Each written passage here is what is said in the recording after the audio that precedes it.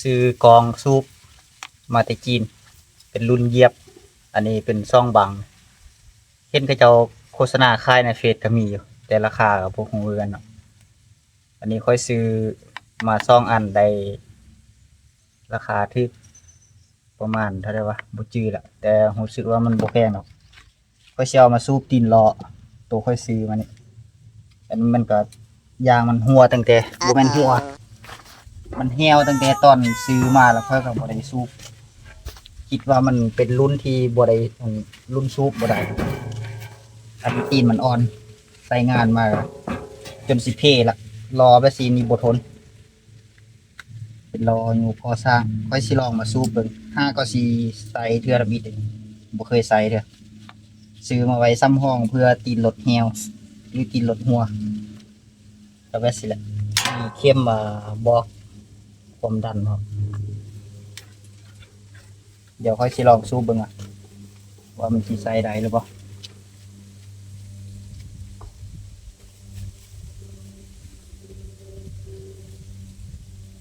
ลมเข้าหูได้เนาะบัดนี้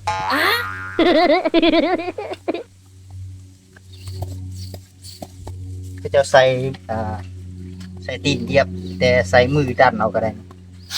ค่อยสิลองเบิ่งว่ามันสิมีลมเข้าบ่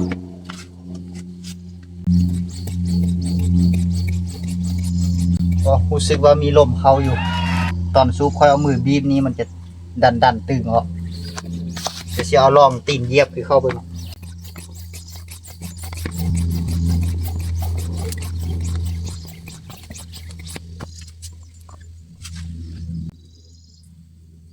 ลืมมันหัว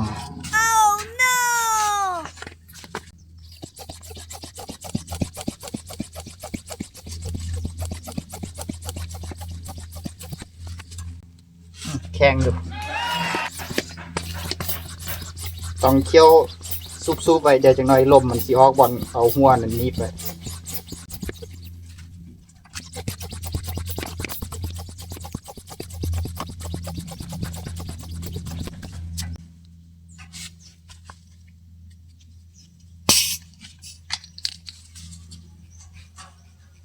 แข็งอยู่เนาะ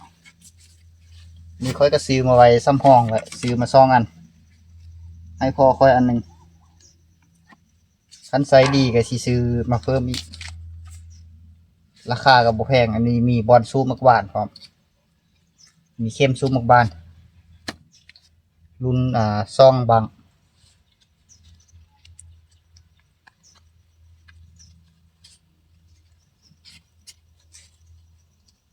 ตัวค่อยสร้างซื้อมาแต่จีนกับทงมือนี่ก็แมนมีทงมือแล้วก็มีเป็นทงมือก่อสร้างเอาไว้โบกปูนกันซื้อมาเป็นแพ็คเลยสิเลยมีอยู่12 คู่ราคากับโบแพงแต่ว่าตัวนี้มันจะบุคือตัวที่ใส่ก่อสร้างมันบุคือตัวที่เขาจะไปค่ายอยู่บนหันก่อสร้างอยู่ในลาวเนาะรู้สึกว่ามันจะบางกว่าขั้นซื้อเท่าหน้าเขาต้องเลยเบิ่งเหลืออีกตื่นแล้วก็มีอันกวดตัวนี้กวดดินอันนี้ค่อยก็ลองกวดเบิ่งละมือเสานี่แล้วก็ตอนค่ำก็ใส่ดีอยู่เนาะตัวนี้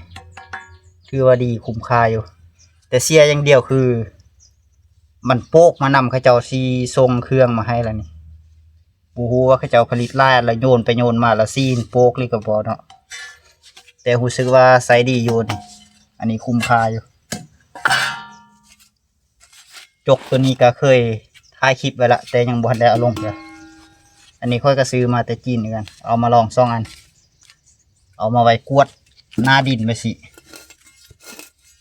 แต่เห็นเขาโฆษณาหันอันนี้จะคมเลยแต่ที่จริงแล้วมันบ่คมคือคมผ่าคมมีดต้องได้ไปหลับ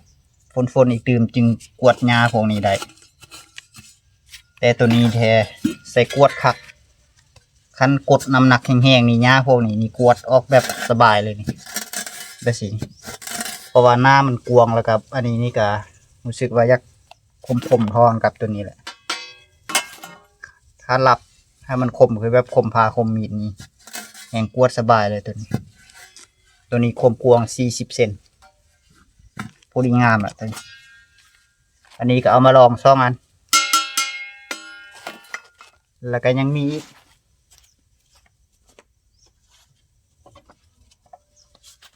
ตัวนี้โตค่อยเฮ็ดใส่ดาม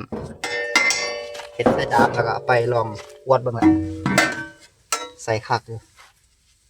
อันนี้นี่ก็ซื้อมาแต่จีนนั่นเลยมีตัดกิ่งไม้ตกแต่งกิ่งไม้ต้นไม้